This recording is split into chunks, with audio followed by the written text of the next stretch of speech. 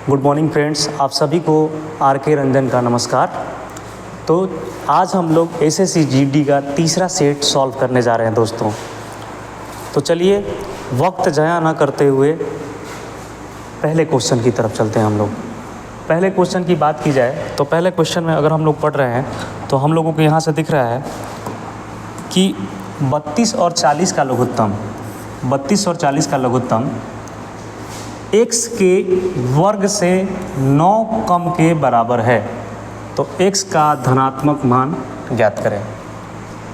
Question को सबसे पहले समझते हैं दोस्तों। कह रहा है कि 32 और 40 का लघुत्तम समापवर्त्य x के वर्ग का मतलब होता है पावर 2 स्क्वायर से 9 कम के बराबर है। यानी कि LCM ऑफ 32 एंड 40 ये बराबर है, इसका LCM जो है बराबर है x के वर्ग यानी कि x के पावर 2 से 9 कम के। तो यहाँ से अगर हम 32 और 40 का LCM निकालेंगे तो यहाँ से 40 सबसे बड़ी संख्या है। LCM निकालने का शॉर्ट तरीका होता है दोस्तों, 40 सबसे बड़ी संख्या है और 32 का कौन सा बड़ा फैक्टर 40 को काटेगा। तो 8 चौक के 32 यानी कि 8 काटेगा 40 को, यानी कि 4 नहीं काटेगा, यानी कि 160। आप अपने तरीके से भी LCM निकाल सकते हैं दोस्तों। यहाँ से LCM 32 40 का आ गया 160, 160 बराबर x स्क्वायर माइनस 9। यहाँ से x स्क्वायर की जो वैल्यू आ जाएगी 169, यानी कि x की वैल्यू जो आ जाएगी वो √169 यानी कि 13, ऑप्शन नंबर ए।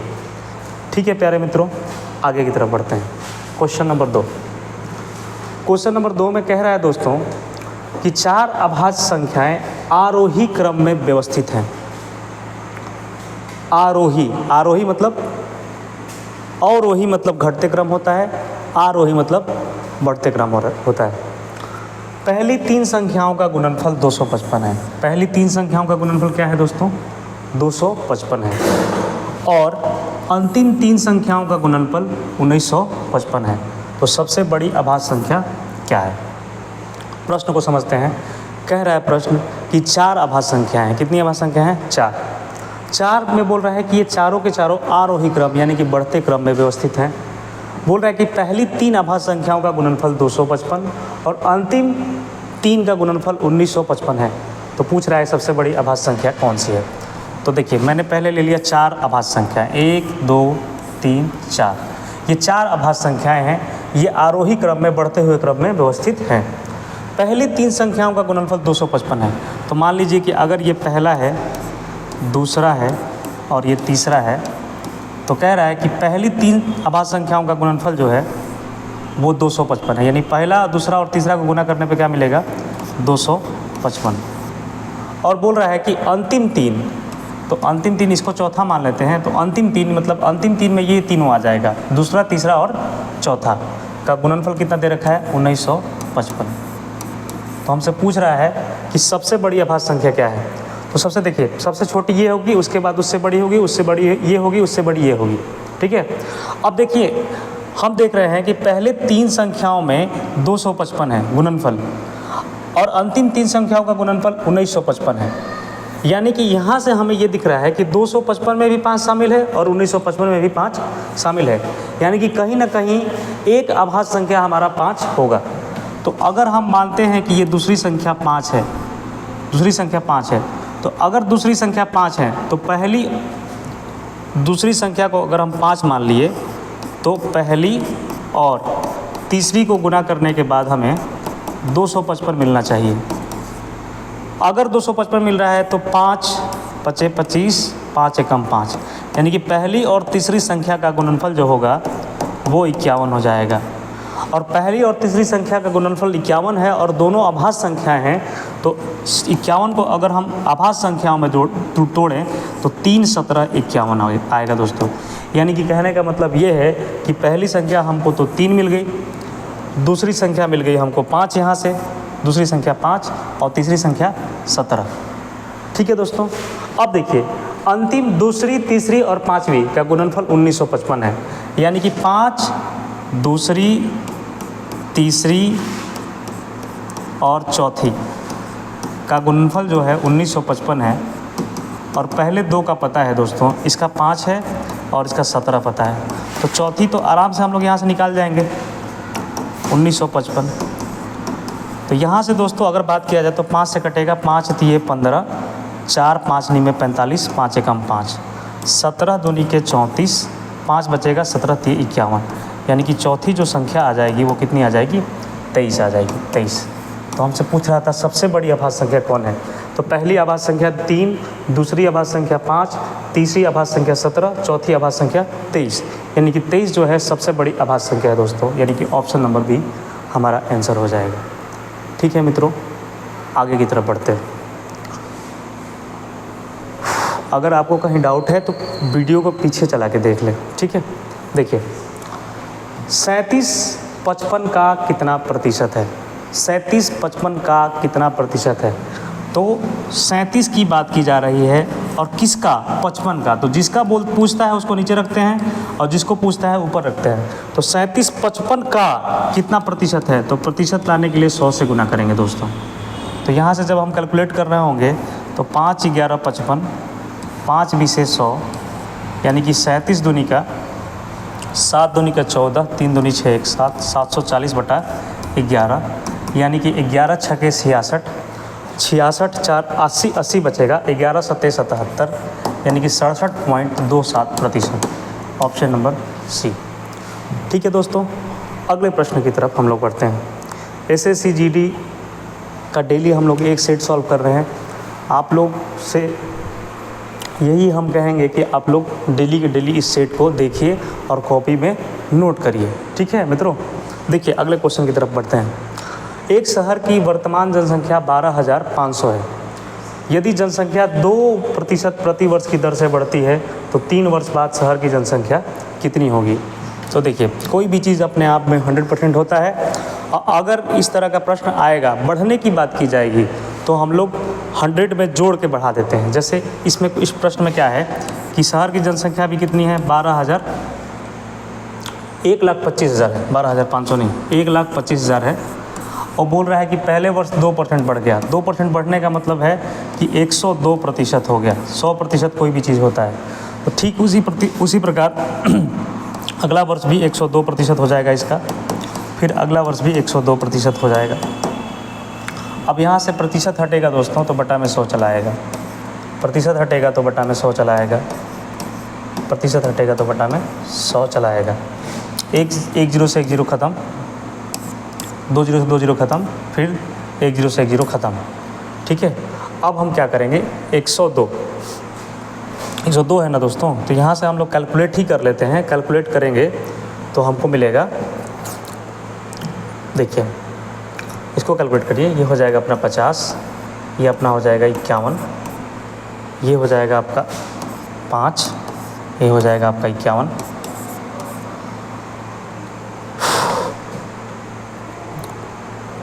कोई बात नहीं, करते हैं कैलकुलेट। 51 गुना 51 गुना 125, तो 51 का स्क्वायर करिए पहले, तो 51 का स्क्वायर करिए तो 1 का स्क्वायर 1, 1 बचे 5, 5 दूनी के 10, 10 हाथ लगा 1, 5 बचे 25, 1 26, 2601 गुना 125 करिए। ठीक है, तो कैलकुलेशन करिएगा जब दोस्तों, तो ये मिल जाएगा आपको 13 21 65। ठीक है, इसको जब गुना करिएगा आप तो आपको मिल जाएगा 13 21 65। ठीक है, कोई दिक्कत, आगे बढ़ें, आगे की ओर बढ़ते हैं दोस्तों। गुना कर लीजिएगा दोस्तों। ठीक है, एक दशक में एक कस्बे की जनसंख्या इतनी थी और इतने से बढ़ के इतनी हो गई, प्रति वर्ष जनसंख्या की साधारण वृद्धि दर प्रतिशत क्या होगी। देखिए दोस्तों, क्वेश्चन में ऐसा बोल रहा है कि दशक का मतलब होता है 10 साल। दशक का मतलब क्या होता है, 10 साल। 10 साल में एक कस्बे की जनसंख्या 14,500 नहीं, 1,45,000 है। 1,45,000 से बढ़कर 2 लाख के करीब हो गई, तो प्रति वर्ष जनसंख्या की साधारण वृद्धि दर प्रतिशत क्या होगी। मतलब 10 साल में दिया है कि इतना बढ़ रहा है, तो 1 साल का हमसे पूछ रहा है। तो 10 साल का दिया है और 1 साल का पूछ रहा है, यानी कि पहले जनसंख्या थी 1,45,000, बढ़ के कितना हो गया 2, 1 2 2 पे कितना सुनो 0 है, 5 0, 1 2 3 4 5 0। अब देखिए इसमें इतना बढ़ गया 10 वर्ष में ना, तो सबसे पहले हम इसका रेशियो निकाल के और उसको कैलकुलेट कर लेंगे, तो वो 10 साल का आएगा और उसको 10 से भाग दे देंगे तो 1 साल का आ जाएगा। तो यहाँ से 0 से 0 ख़त्म, 0 से 0 ख़त्म, 3 0 से 3 0 ख़त्म कर देंगे दोस्तों। अब यहाँ बचेगा 5, 5 दूनी 10, 5 नी में 45, 5 40, 5 से 40 बार में कट जाएगा, 5 40 200। यानी कि अगर देखा जाए रेशियो में तो 29 से बढ़ के कितना हो गया, 40 हो गया। तो 29 से 30 और 10 40, लगभग 11 बढ़ गया। किससे, 29 से। प्रतिशत लाने के लिए 100 से गुना। ये जो वृद्धि दर आया वो आया 10 सालों का, हमको निकालना है 1 साल का। तो 10 सालों में क्या करेंगे, 1 साल निकालने के लिए 10 से हम लोग भाग दे देंगे। तो जब भाग देंगे तो 11/29 गुना 100। अब ये देखिए पलट के नीचे ही आ जाएगा, ठीक है। तो ये 10 से 10 कट जाएगा लगभग, तो 110/29 आ जाएगा। अब इसको जब कैलकुलेट कर रहे होंगे तो 300 के 12, तो ये 4 120 हो जाएगा। देखिए 30 अगर मान के चलते हैं इसको, तो 4 बार में, तो ये 4 वाला ऑप्शन नहीं होगा, ये 5 वाला भी ऑप्शन हमारा नहीं होगा। तो लगभग हमारा 3 बार में कटेगा, 3 बार में कटेगा ना, 2 बार में भी तो नहीं कटेगा, यानी कि ऑप्शन नंबर सी हो जाएगा दोस्तों, ठीक है। 3.793%। ये कैलकुलेट करके जब वैल्यू निकालेंगे तो इतना आ जाएगा, ठीक है। आगे बढ़ते हैं। देखिए, क्या हुआ तेरा वादा, वो कसम वो इरादा, है ना। तो बढ़ते हैं प्यार से, ठीक है। देखिए क्वेश्चन में बोल रहा है कि एक वॉशिंग मशीन का कीमत 23,500 रुपये था और दुकानदार ने इसे 20,915 रुपये में बेच दिया, तो दुकानदार द्वारा दिया जाने वाला छूट कितना है। तो देखिए वॉशिंग मशीन का दाम कितना था, 23,500 और 20,915 रुपये में इसे दुकानदार बेच दे रहा है। तो छूट प्रतिशत ज्ञात कर रहा है। देखिए जब भी प्रतिशत ज्ञात करने की बात करें ना, तो रियल में छूट ज्ञात करने की बात करेगा तो 23,500 में से हम लोग 20,915 घटा देंगे। लेकिन प्रतिशत जब बात करेगा तो हम लोग रेशियो में भी घटाएंगे ना, तो कोई दिक्कत नहीं होने वाला, परसेंटेज मान में चेंज कोई नहीं होने वाला है। तो हम सीधे इस पर रेशियो पे ही बात कर लेंगे। तो अगर हम देख रहे हैं तो ये 5 से कटने वाला नंबर दिख रहा है, 5 चौके 20, फिर 35 बचेगा, 5 सते 35, 00 और यहाँ से 5 चौके 20, 0 5 एकम 5, 4 बच जाएगा, 5 दूनी के 10, 4 बचेगा ना, 5 बटे 40, 5 दिए 15, ठीक है। यानी कि और भी कुछ कटने वाला दिख रहा है क्या, नहीं, कटने वाला तो नहीं दिख रहा है। तो 4700 में से हम लोग 4013 घटाएंगे, 4700 में से हम लोग 4013 घटाएंगे, 4013, तो 10 में से 3 गया 7, 9 में से 1 गया 8, फिर यहाँ पे बच गया 6, यानी कि 687 रुपये का छूट मिल रहा है, 687 रुपये का छूट मिल रहा है। और वो छूट किस पे मिल रहा है, 4700 पे मिल रहा है। तो प्रतिशत लाने के लिए हम 100 से गुना करेंगे मित्रों। तो 20 से 20 हमारा ख़त्म हो जाएगा। यानी कि सीधे अगर हम देखें तो 50 का पहाड़ा लगभग कितना बार पढ़ें कि 687 आ जाए। तो 5 छक्का 30, 5 सत्ते 35, 11 छक्के 66, लगभग 11 बार में दिख रहा है। अगर 11 बार में गुना करेंगे तो ये कटेगा भी 687।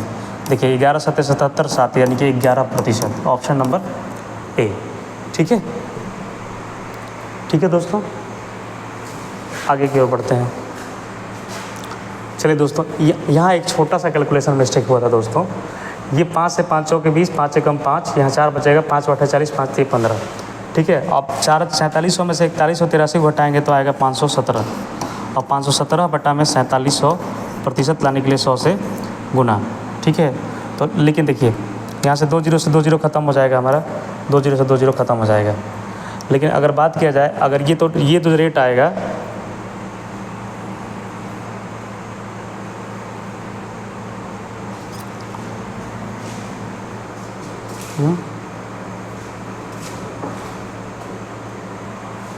ठीक है।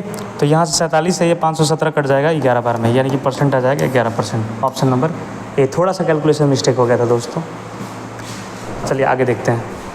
अगर छोटी छोटी कहीं गलती हो रही है तो आप लोग कमेंट बॉक्स में बताइए या उसको सुधारने का प्रयास करिए, ठीक है। चलिए आगे बढ़ते हैं। क्वेश्चन नंबर 7 बोल रहा है कि एक डीलर अपने माल को 16% की हानि पर बेचने का दावा करता है, 16% हानि पर बेचने का दावा करता है, लेकिन वह 1 किलो के स्थान पर केजी के स्थान पर 750 ग्राम के वजन का ही प्रयोग करता है। उसका लाभ प्रतिशत ज्ञात करिए। तो देखिए दोस्तों, एक बेईमान दुकानदार होता है। तो बेईमान दुकानदार क्या करता है कि कहता है कि देखिए आप अपने इंसान हैं, अपने आदमी हैं, अपना आदमी समझते हैं ना, तो बोलता है कि आप अपने आदमी हैं, आपको हम घाटा लगा के देंगे। क्या करेंगे? घाटा लगा के देंगे। लेकिन वास्तव में ऐसा होता नहीं है। प्रश्न में वही बात कर रहा है कि एक डीलर अपने वस्तु पर 16% की हानि पर बेचने का दावा करता है। कहता है कि भाई साहब हम जितना पे खरीद के लाए हैं ना, उतना से 16% कम दाम पे ही आपको देंगे। लेकिन यहाँ पे दिमाग लगा दे रहा है। दिमाग क्या लगा रहा है कि 750 ग्राम ही दे रहा है 1 किलो की जगह पे। तो इस तरह के प्रश्न को जब हम सॉल्व करेंगे तो सबसे पहले मानेंगे कि मान लेंगे कि 1000 ग्राम का जो मूल्य है वो 1000 रुपये है। सबसे पहले क्या मान लेंगे? माना 1000 ग्राम का मूल्य 1000 रुपया। 1000 ग्राम का मूल्य कितना हो गया? 1000 रुपया। तो 1 ग्राम का मूल्य कितना हो जाएगा दोस्तों? तो 1 ग्राम का मूल्य भी तो 1 रुपया हो जाएगा। अगर 1000 ग्राम का दाम 1000 रुपया है तो 1 ग्राम का मूल्य कितना हो जाएगा? 1 रुपया हो जाएगा। तो उस हिसाब से अगर देखा जाए तो डीलर कह रहा है कि हम जो सामान बेच रहे हैं ना, वो 16% हानि पर बेच रहे हैं। यानी कि वो कह रहा है कि हम 1000 रुपये की चीज़ नहीं बेच रहे हैं। हम कितने बेच रहे हैं? हम बेच रहे हैं 1000 का 16% कम। तो 1000 का 16% कितना होता है दोस्तों? 1000 का 16% होता है 160 लगभग। ठीक है, तो वो कह रहा है कि 160 कम पे बेच रहे हैं, यानी कि 160 कम पे बेच रहा है, यानी कि 160 40 280 100, यानी कि वो 1000 का सामान कितने रुपए में बेचने का दावा करता है? 840 रुपये में बेचने का दावा करता है। ठीक है, लेकिन वो प्रयोग कितना कर रहा है? 750 ग्राम बट्टा ही प्रयोग कर रहा है। यानी 750 ग्राम अगर बट्टा प्रयोग कर रहा है, बटखारा जो 750 ग्राम का प्रयोग कर रहा है, तो वो आपको सामान तो दिया 750 का ही नहीं दिया। अगर 750 ग्राम वजन प्रयोग कर रहा है, वो 750 ग्राम वजन प्रयोग कर रहा है, 1000 ग्राम की जगह पे 750 ग्राम प्रयोग कर रहा है, यानी कि आपको वो जो सामान दे रहा है वो 750 रुपये का सामान दे रहा है। तो भी उसको फ़ायदा ही हो रहा है। कैसे? ये 750 रुपये का चीज़ और बेच कितने में रहा है? 840 रुपये में। तो फ़ायदा हुआ ना। तो फ़ायदा लगभग कितने का हो गया दोस्तों इसको? तो अगर देखा जाए 5 में से 4 गया 1 0 0 0, 8 में से सॉरी 1 सेकंड दोस्तों, देखिए 0 में से 0 घटाएंगे 0 आएगा, 14 में से 5 गया 9, यानी कि 90 रुपये का फ़ायदा हुआ। कितने पे? 750 पे। प्रतिशत लाने के लिए 100 से गुना, यानी कि 15 छक्के 90, 15 पचे 75। ठीक है, 50 दूनी का 100, यानी कि 6 दूनी के 12%, यानी कि उसको फ़ायदा कितना हुआ दोस्तों? 12% का फ़ायदा हुआ।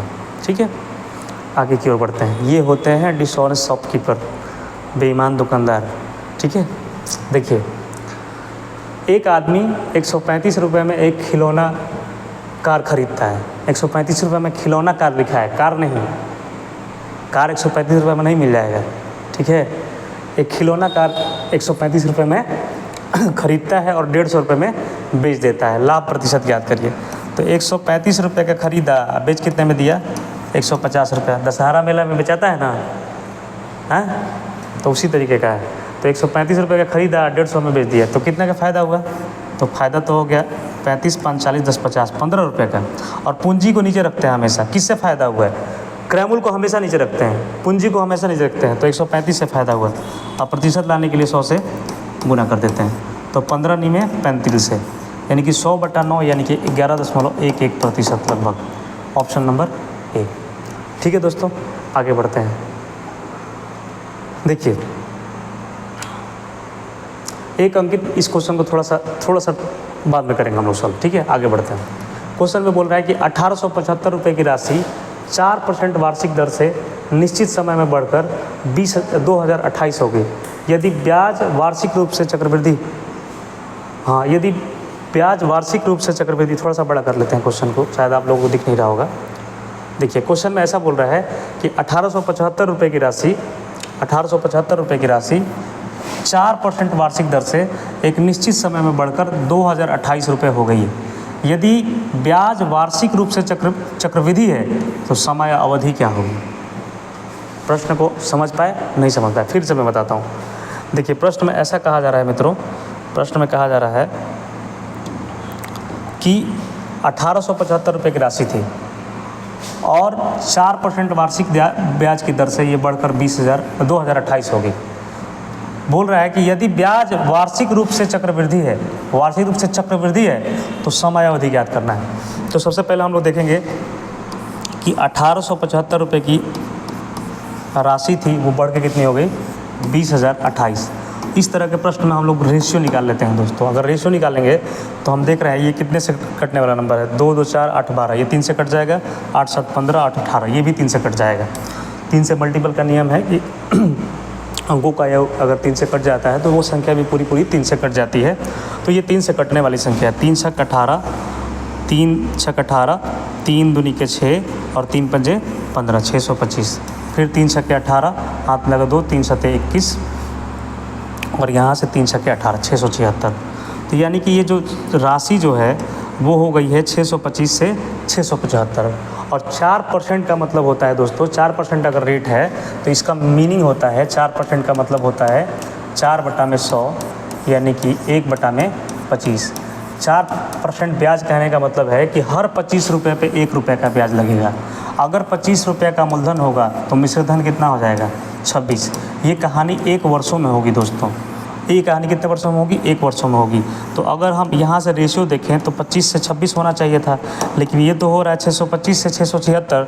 चक्रवृद्धि ब्याज में पावर काम करता है, यानी कि हम देखेंगे कि ये इसका कितना गुना है, तो ये 25 का स्क्वायर गुना है और ये 26 का स्क्वायर गुना है, यानी कि 2 पावर 2 हो रहा है। इसलिए हम कहेंगे कि समय कितना हो गया 2 वर्ष, यानी कि आंसर होगा ऑप्शन नंबर डी। इस तरह के प्रश्न में हम लोग यही कॉन्सेप्ट यूज़ करेंगे। ज़्यादातर 2 साल वाले क्वेश्चन बहुत पूछे जाते हैं, ठीक है। 3 साल वाले पूछे जाएंगे तो अगर इसका क्यूब होगा, ठीक है। 4 साल वाले पूछे जाएंगे तो इसका पावर 4 होगा, ठीक है दोस्तों। आगे की तरफ बढ़ते हैं। हाँ देखिए, क्वेश्चन में बोल रहा है कि 0.64 और 0.81 के बीच माध्य अनुपातिक ज्ञात करिए। तो देखिए दोस्तों, अगर आपसे कोई पूछे कि A, B, कॉपी में नोट करते जाइएगा जो कॉन्सेप्ट बता रहे हैं। इसका मध्य अनुपाती पूछे, मध्यानुपाती अगर ऐसा पूछे मध्यानुपातिक, तो A और B का मध्यानुपातिक जो होता है √AB होता है, √AB होता है। तो यहाँ 0.64 और 0.81 का मध्यानुपाती पूछ रहा है, यानी कि √0.64 इंटू √0.81। तो √64 का मतलब है 0.8 और √0.81 का मतलब है 0.9, यानी कि 9/72, 9 जब 0.72, यानी कि ऑप्शन नंबर सी। ठीक है दोस्तों, आगे बढ़ें। क्या हुआ तेरा वादा। देखिए, अब बोल रहा है कि 2 संख्याएं 3:8 के अनुपात में है, ठीक है। 2 संख्याएं हैं दोस्तों, ये किस अनुपात में है 3:8 के अनुपात में है। यदि प्रत्येक संख्या में 8 जोड़ दिया जाए तो अनुपात 1:2 हो जाता है। यदि प्रत्येक संख्या में से 4 घटा दिया जाए तो अनुपात क्या होगा। देखिए, सबसे पहली बात की जाए कि 2 संख्याएं, एक पहली संख्या है, एक दूसरी संख्या है। इसकी रेशियो की बात की जाए तो सबसे पहले रेशियो है 3:8 और बोल रहा है कि अगर इसमें हम 8 जोड़ें, इधर भी 8 जोड़ दें और इधर भी 8 जोड़ दें तो रेशियो 1:2 हो जाता है। तो हम देख रहे हैं कि इसमें भी सेम नंबर जोड़ा जा रहा है, इसमें भी सेम नंबर जोड़ा जा रहा है।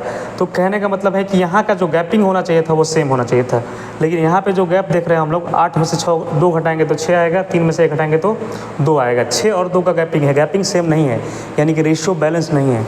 रेशियो बैलेंस करने के लिए हम लोग क्या करते हैं दोस्तों कि इन दोनों का अंतर लेके इसमें गुना करते हैं। 2 और 1 का अंतर आएगा 1 से इसमें गुना कर देंगे। 8 और 3 का अंतर आएगा 5 से इसमें गुना कर देंगे। अब हमारा नया रेशियो बन के तैयार होगा 3:8 और ये रेशियो हो जाएगा 5:10।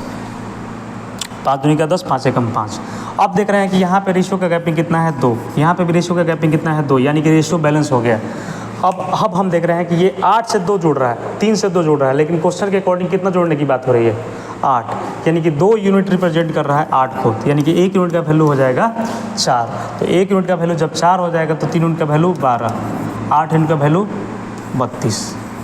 ठीक है, यानी कि हमारी जो संख्या है वो 12 और 32 आ गई। लेकिन वो संख्या नहीं पूछ रहा है, वो हमसे पूछ रहा है यदि प्रत्येक संख्या में से 4 घटा दिया जाए, यानी कि जो संख्या आया है हमारा 12 और 32, इनमें से हम क्या करेंगे 4 घटाना है हमें, यानी कि 12 में से 4 गया 8, 32 में से 4 गया 28, यानी कि अब इसको कैलकुलेट करेंगे तो 4 दूनी का 8, 4 सते 28, जो रेशियो आएगा 2:7 आएगा। Option number D.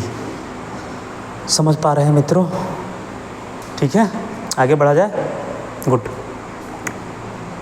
देखिए, कह रहा है कि एक किसान के पास 10 तोता और 40 घोड़े हैं।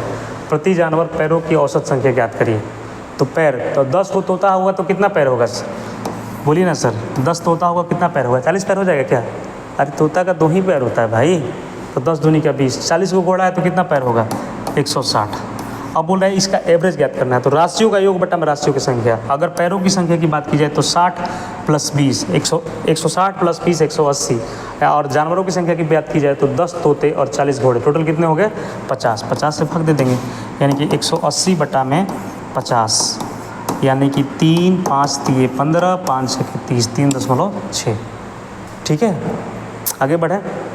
क्वेश्चन नंबर अगला कह रहा है क्वेश्चन में कि एक बल्लेबाज 15वीं पारी में 97 रन बनाता है, जिससे उसके औसत रनों की संख्या 5 बढ़ जाता है। 15वीं पारी के बाद उसके औसत ज्ञात कीजिए।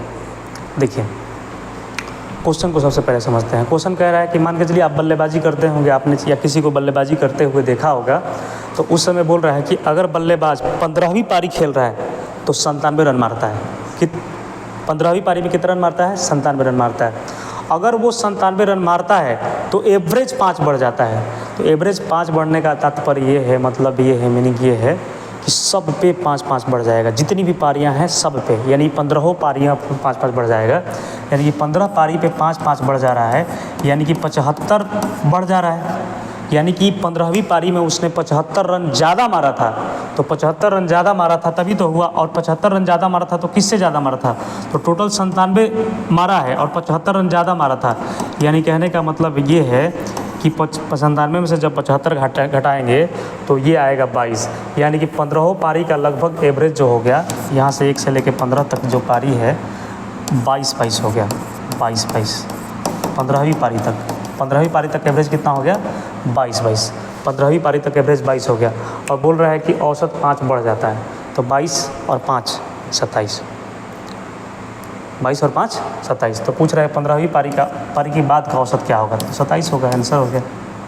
ठीक है, फिर से एक बार बता दे रहे हैं, 15वीं पारी में 97 रन बनाता है तो औसत 5 बढ़ जाता है, यानी 5 बढ़ जाता है, यानी 15 पारी पर 5-5 बढ़ जाएगा, यानी कि 15 × 5 = 75 बढ़ जाएगा।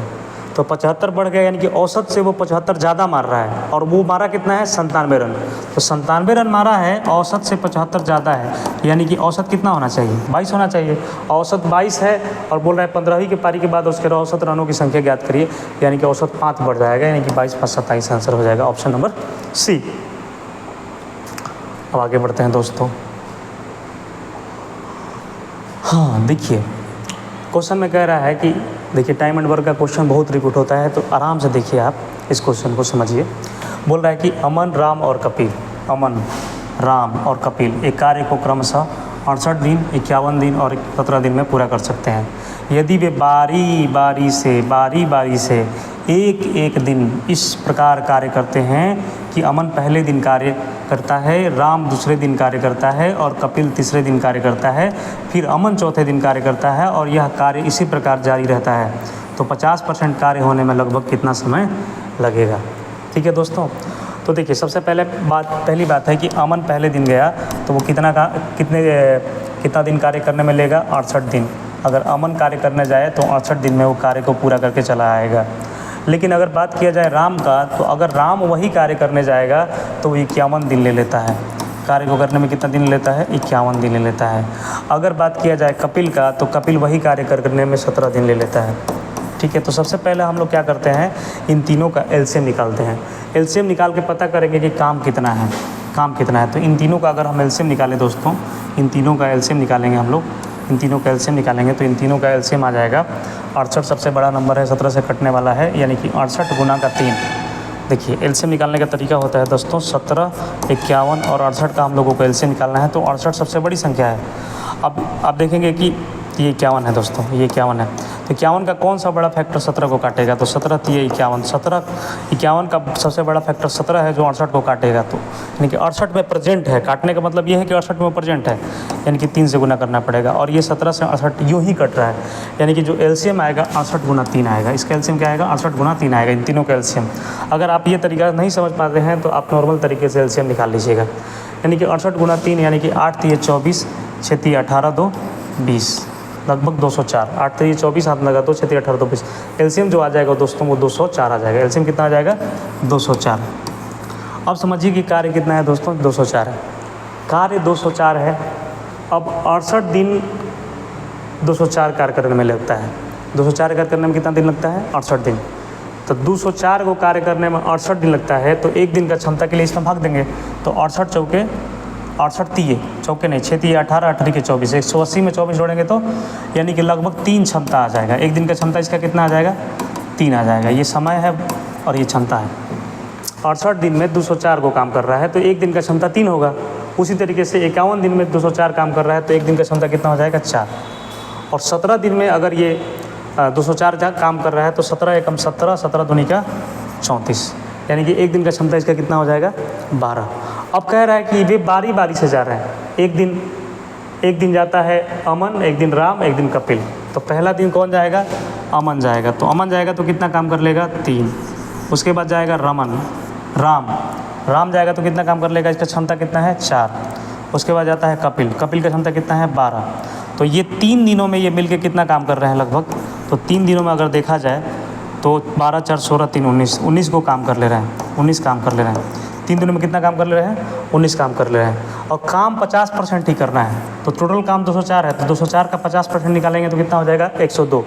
तो 102 ही काम करना है और 3 दिन में ये 19 काम कर ले रहे हैं। तो हम देखेंगे इस प्रकार से, फिर अमन जाएगा, फिर राम जाएगा, फिर कपिल जाएगा। तो फिर 3 दिनों की सीरीज़ जो बनेगी उस सीरीज़ में 19 काम होगा। समझ रहे बात को ना? तो हम देख रहे हैं कि 3 दिन में 19 काम का एक साइकिल बन रहा है। 3 दिन में 19 काम का एक साइकिल बन रहा है दोस्तों। तो अगर हम बात करें, थोड़ा सा इसको मैं छोटा कर लेता हूँ और देखिए 3 दिन में अगर 19 काम का साइकिल बन रहा है तो 19 पचे 95, 19 छक्के ज़्यादा हो जाएगा। तो अगर हम 5 से गुना करें दोस्तों, अगर 5 से गुना करें इसमें तो 19 पचे 95 काम होगा। तो 5 से जब इधर गुना किए तो 5 से जब इधर गुना किए तो इधर भी हमें 5 से गुना करना होगा। यानी 15 दिनों में कितना काम हो गया दोस्तों? 15 दिनों में हो गया 95 काम। तो 15 दिनों में 95 काम हो गया तो अब बचा काम कितना? 7 काम बचा है। तो अमन राम और कपिल काम खत्म कर दिए। फिर उसके बाद फिर कौन जाएगा? अमन। तो अमन का क्षमता कितना है? 3। फिर कौन जाएगा? राम का क्षमता कितना है? 4। यानी 95 काम हो गया था। देखिए 92 में से 95 काम हो गया था कितने दिनों में? 15 दिनों में। बचा काम था 7। तो 7 काम को अगले दिन गया अमन और फिर गया राम। ठीक है, तो यहाँ से सीधे 15 दिन और 15 दिन ये 2 दिन, कितना दिन? ये 2 दिन लगा अमन और राम को करने में। 15 दिन और 2 दिन कितना दिन हो गया? 17 दिन। 17 दिन। कोई ऑप्शन नहीं है दोस्तों, ये ऑप्शन होगा 17 दिन। ये ऑप्शन एरर था। ठीक है, आगे की ओर बढ़ते हैं दोस्तों। नेक्स्ट क्वेश्चन नंबर 16 बोल रहा है कि 1 घंटे में 7 कुर्सियाँ पेंट करता है। ए 7 कुर्सियाँ पेंट कर सकता है, जबकि बी 1 घंटे में 4 कुर्सियाँ पेंट कर सकता है। निर्धारित कीजिए कि 55 कुर्सियाँ वे अगर एक साथ मिलकर पेंट करें तो उन्हें कितना समय लगेगा। तो ए जो है 1 घंटे में कितना कुर्सी पेंट करता है? 7 कुर्सी पेंट कर देता है। 7 कुर्सी पेंट कर देता है। अगर बी जाएगा तो वो 1 घंटे में कितना कुर्सी पेंट कर देगा मित्रों? तो 7 और 4 कुर्सी पेंट कर देगा। तो अब बताइए कि क्या ये दोनों मिल जाएंगे? 1 घंटा में 7 को कुर्सी, 1 घंटा में ये 4 को कुर्सी। तो दोनों मिल अगर जाएँ तो दोनों मिल जाएँ तो 1 घंटे में कितनी कुर्सियाँ पेंट कर लेंगे मित्रों? तो 7, 4, 11 कुर्सी ये लोग 1 घंटे में पेंट कर लेंगे। होल यहाँ है ना? तो हमसे पूछ रहा है कि 55 कुर्सी पेंट करने में कितना समय लेंगे। तो 1 घंटा में 11 कुर्सी, तो 55 कुर्सी पेंट करने के लिए 5 से गुना करना होगा, यानी कि सीधे 1 में 5 से गुना करना होगा, यानी कि 5 घंटा। 5 घंटा में ये लोग कितने कुर्सी पेंट कर देंगे? 55 कुर्सी पेंट कर देंगे। ऑप्शन नंबर बी आंसर हो जाएगा दोस्तों। ठीक है, प्रश्न संख्या अगला बोल रहा है कि देखिए एक कॉन्सेप्ट आपको बताते हैं कि अगर कोई व्यक्ति, पहले इस क्वेश्चन को देखते हैं। इस प्रश्न देखिए, बोल रहा है कि एक लड़का घर से कॉलेज तक 35 किलोमीटर प्रति घंटा की चाल से जाता है। एक लड़का घर से कॉलेज तक 35 किलोमीटर प्रति घंटा की चाल से जाता है और 3 किलोमीटर प्रति घंटा की चाल से वापस आता है, यदि पूरी यात्रा में 6 घंटे 30 मिनट का समय लगता है तो घर से कॉलेज की दूरी 2 दशमलव के स्थानों तक ज्ञात करें। तो देखिए, अगर इस तरह का कभी भी क्वेश्चन आपको दिखे कि कोई व्यक्ति एक फिक्स स्थान से दूसरे फिक्स स्थान की ओर जाता है, मान लीजिए कि ये S1 स्पीड से गया और S2 स्पीड से इसी फिक्स स्थान पे वापस आ गया और आने जाने में कुल समय t लगा, तो डिस्टेंस का जो फॉर्मूला होता है वो होता है S1 इंटू S2 बटा में S1 plus S2 into T यानी कि कुल समय, t मतलब कुल समय। ठीक है, तो इस प्रश्न में भी यही है। देखिए, एक लड़का घर से कॉलेज की तरफ जाता है और वो जाता है 35 के हिसाब से और आता है कैसे, 3 के हिसाब से। घर से कॉलेज जाता है, कॉलेज से घर वापस आता है और उससे कुल समय कितना लगता है, 6.5 घंटा। इसका मतलब सीधे सीधे इस फॉर्मूले पे सेट कर रहा है S1 S2 by S1 plus S2 into T. तो यहाँ से हम लोग इसको सॉल्व कर रहे हैं दोस्तों। जब सॉल्व करेंगे तो हमको मिलेगा D इज इक्वल टू मिल जाएगा S1 इंटू S1 के जगह पे 35 है इंटू S2 के जगह पे 3 है बटा में S1 plus S2 35 plus 3 38 into T कितना है, 6.5 घंटा। 6.5 घंटा का मतलब है 6.1/2 घंटा। 6 घंटा 30 मिनट मतलब यही है, यानी कि 13/2 घंटा। इसका मतलब ये है, तो यहाँ 13/2 से गुना कर देंगे। 13/2 से गुना करेंगे तो हमें क्या मिलेगा, हमें मिलेगा 13 तिये 39 गुना 35 बटा में 13 तिये 39 गुना 35 बटा में 8 दूनी का 16, 8 दूनी का 16, 3 दूनी 6 7 76। ठीक है, तो इसको कैलकुलेट करते हैं दोस्तों। 39 में 35 से गुना करिए, 9 पंजे 45, हाथ लग गया 4, 5 दिए 15 और 15 में 27 जोड़िए। 15 में 27 जोड़िएगा तो 15 27 3 30, प्यार से गुना करते हैं। 9 पंजे 45, हाथ लगा 4, 5 दिए 15, 15 4 19, 19 में 27 जोड़िए। 19 में जब 27 जोड़ेंगे तो 7 7 14, 2 16, हाथ लगा 1, 2 1 3 1 4, 46, हाथ लगा 4, 3 के 9 4 13, 1365। 1365 में जब हम लोग 76 से भाग देंगे, 76 से भाग दीजिए 1365 में। 1365 तो कितने बार में कटेगा, तो 76 से तो 2 बार में नहीं कटेगा, 1 बार में ही कटेगा। तो 1 बार में कटेगा तो ये 76 हो गया, 0। 13 में से 7 3 10 3 13, 6 5 उतर जाएगा। यानी कि अब देखेंगे 7 7 42, 7 से 49, 7 8 है 56। तो 8 बार में तो नहीं जाएगा, यानी कि 7 बार में जाएगा। तो 7 7 42, हाथ लगा 4, 7 से 49, 1 50, 3 53, यानी कि 532 यहाँ से आ जाएगा दोस्तों। ये 8 बार में चला जाएगा क्या, 8 बार में करके देखते हैं। 8 6 48, 4 8 7 56, 4 60, 608 हो जाएगा, नहीं जाएगा 8 बार में। तो 5 में से 2 गया, कितना बचेगा 3। यहाँ पे बच गया आपका 10 में से 3 गया 7, 73 बच गया। पॉइंट डालेंगे, 0 डालेंगे। अब लगभग कितने बार में जाएगा दोस्तों, तो ये जाएगा लगभग 9 बार में। 10 बार में करेंगे तो 760 हो जाएगा, यानी कि 17.96 किलोमीटर लगभग, 17.96 किलोमीटर लगभग। ये कैलकुलेशन से आप लोग ज़्यादा टेंशन मत लीजिए, कैलकुलेशन तो कभी कभी करना ही पड़ता है दोस्तों, उससे कहाँ भागा जा सकता है। यानी कि 17.96 किलोमीटर, ऑप्शन नंबर डी। अगले प्रश्न की तरफ चलते हैं हम लोग। बोल रहा है कि 1000 मीटर की दौड़ में, एक रैखिक दौड़ में सलोनी ने श्वेता को 100 मीटर से हराया। 1000 मीटर की दौड़ में, 1000 मीटर की दौड़ में एक रैखिक दौड़ में सलोनी ने श्वेता को 100 मीटर से हराया, जबकि श्वेता ने सोनम को 150 मीटर से हराया। उसी दौड़ में सलोनी ने सोनम को कितने मीटर से हराया। पहले सबसे पहले प्रश्न को समझिए। प्रश्न बोल रहा है कि 1000 मीटर की रैखिक दौड़ में सलोनी ने श्वेता को 1000 मीटर से हराया। तो सलोनी हरा रही है श्वेता को, सलोनी हरा रही है श्वेता को कितने मीटर से, 100 मीटर से। यानी कि कहने का मतलब ये है, अगर सलोनी हरा रही है 100 मीटर से, तो सलोनी पूरा का पूरा दूरी तय की होगी, यानी 1000 मीटर चली होगी, और 100 मीटर से श्वेता को हरा रही है, यानी कि श्वेता अभी कितनी चली, 900 मीटर ही चली। एक रेशियो यहाँ से ये निकल गया है। दूसरा बोल रहा है कि दूसरी लाइन अगर बोल रही है कि जबकि श्वेता ने सोनम को 150 मीटर से हराया, तो श्वेता ने सोनम को 150 मीटर से हराया, सोनम को 150 मीटर से हराया, श्वेता ने सोनम को 150 मीटर से हराया। अगर श्वेता 1000 मीटर चली होगी तो सोनम कितनी चली होगी, 850, क्योंकि 150 मीटर हरा रही है श्वेता सोनम को। 2 केसेस बन रहे हैं। अब यहाँ से देख रहे हैं कि श्वेता यहाँ 1000 है, यहाँ श्वेता 900 है, तो ये रेशियो बराबर नहीं है। तो सबसे पहले रेशियो बराबर करने का काम करेंगे। तो 1 0 से 1 0 खत्म, 1 0 से 1 0 खत्म, यानी कि 10:9 यहाँ से ये आया था। और यहाँ से अनुपात की बात की जाए तो 5 20 100, 5 17 85, ठीक है, 20:17 लगभग। तो यह दिख रहा है कि श्वेता यहाँ पे 9 है और श्वेता यहाँ पे 20 है। तो कहाँ तक ये संभव हो कि मैं यहाँ पे 5 किलो हूँ और घर पे जाकर 20 किलो हो जाऊँ? ये संभव है? नहीं संभव। यानी कि श्वेता के रेशियो को हमको बराबर करना पड़ेगा। यहाँ श्वेता जो है दोस्तों वो 9 है और यहाँ श्वेता 20 है, तो हम लोग को बराबर करना पड़ेगा। यानी कि 20 का मल्टीप्लिकेशन हमको इसमें करना पड़ेगा और 9 का मल्टीप्लिकेशन हम लोग को इसमें करना पड़ेगा। अब रेशियो बराबर होगा। तो 20 दहा में 200 और 9 दूनी के 18, यानी कि 180। अब यहाँ से देखिए 9 दूनी के 18, 180 और कितना हो जाएगा? 17 9 53 से 153, ठीक है। अब देख रहे हैं कि सलोनी 200 आ गया और श्वेता का आ गया 180। श्वेता का यहाँ भी 180, सोनम का 113। तो अब बोल रहे हैं कि उसी दौड़ में सलोनी सोनम को कितने मीटर से हराएगी। तो सलोनी का रेशियो जो सलोनी और सोनम का जो रेशियो है, सलोनी और सोनम का जो रेशियो है वो आया 200 अनुपात, देखिए सलोनी 200 और सोनम 153, ये आया। तो उसी दौड़ में तो ये तो देखिए यहाँ जो रेशियो सेट हुआ ये 200 अनुपात 53 153, ये 200 मीटर की दौड़ को रिप्रेजेंट कर रहा है। लेकिन हमें दौड़ना है 1000 मीटर, यानी कि हम इसमें 5 से गुना करेंगे तो सलोनी 1000 चल लेगी, 1000 दौड़ लेगी। तो जब सलोनी 1000 दौड़ लेगी तो 5 से गुना किए इसमें, तो इसमें भी 5 से गुना करेंगे, यानी कि 5 दिए 15, 5 5 25 1 26, हाथ में लगा 2 5 2 7, 765 मीटर। यानी कि अब पूछ रहा है कि सलोनी ने सोनम को कितने मीटर से हराया। तो सोनम 765 मीटर चली जब सलोनी चली 1000 मीटर, यानी कि 235 मीटर से सलोनी ने सोनम को हराया। Option number D.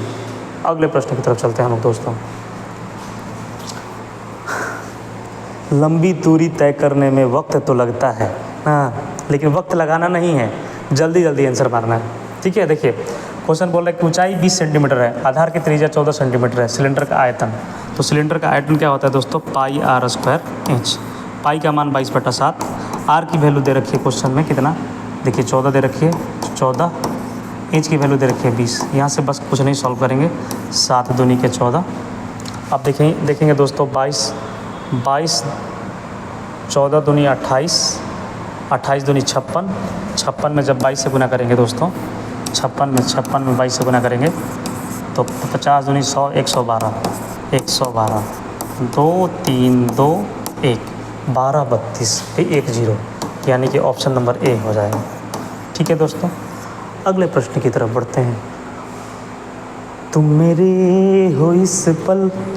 अब देखिए एक शंकु का वक्र पृष्ठीय क्षेत्रफल 4455 सेंटीमीटर स्क्वायर है। तो पूछ रहा है इसका व्यास इतना है तो इसकी तिरछी ऊंचाई क्या आती है। तो शंकु का वक्र पृष्ठीय क्षेत्रफल जो होता है दोस्तों वो होता है पाई आर एल। शंकु का वक्र पृष्ठीय क्षेत्रफल क्या होता है? पाई आर एल, और वो कितना दे रखा है? 4455 सेंटीमीटर। तो पूछ रहा है इसका व्यास क्या है। तो पाई 22/7, आर का मान नहीं पता है। आर का मान पता है? नहीं, व्यास पता है, व्यास पता है, यानी डी की वैल्यू पता है तो d/2 = r हो जाएगा। एल नहीं पता है, 4455। अगर हम इसको कटाने की बात करें दोस्तों तो जी सीधे 11 से कट जाएगा। 11 दूनी का 22, 11 दूनी 22, 11 चौके 44, 11 पचे 55, ठीक है। 11 चौक 44, 11 पचे 55। जीरो डालना जरूरी है? हाँ ज़रूरी है। ये 0 से 0 ख़त्म हो जाएगा। 5 से 21 बार में 5 बटे 40, 5 एकम 5।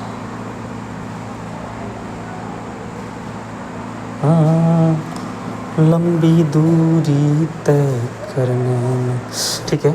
7 3 21, यहाँ से 3 से कितने बार में कट जाएगा? 3 दूनी 6, 3 दूनी 6, 2 बचेगा, 3 7 21, यानी कि 27 सेंटीमीटर। एल की जो वैल्यू आ जाएगी दोस्तों वो 27 सेंटीमीटर आ जाएगी। थैंक यू दोस्तों के साथ शेयर करिए, और जिन किसी भी बंधु को ऑफलाइन बैच में जुड़ना है तो आपके अपने शहर गढ़हनी में सुबह 7 से 8 आप ज्वाइन कर सकते हैं, ठीक है। थैंक यू, मिलते हैं नेक्स्ट डे। राधे राधे।